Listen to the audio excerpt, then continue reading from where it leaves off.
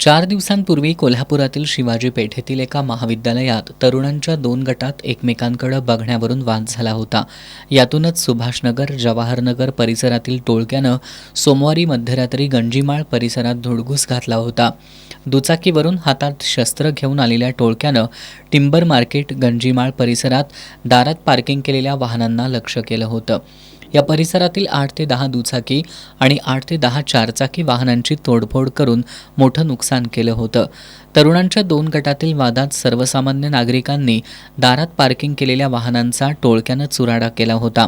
या प्रकरणी जुना राजवाडा पोलिसांनी आकाश मासाळ, संतोष मोटे, अजय डोलारे, सौरव पाटील, रुद्र उर्फ रुद्राक्ष लोकरे, गणेश उर्फ सिद्धार्थ सुरते आणि अरबाज बिजली यांना अटक केली होती. शुक्रवारी रात्री जुना राजवाडा पोलिसांनी अटक केलेल्या 7 जणांना गंजीमाळ टिंबर मार्केट परिसरात नेऊन तपासासाठी फिरवलं. यावेळी स्थानिक महिलांनी गुंडांच्या दिशेनं बांगड्या भिरकावल्या आणि टाळ्या वाजवून जुना राजवाडा पोलिसांनी केलेल्या कारवाईबद्दल कौतुक केलं.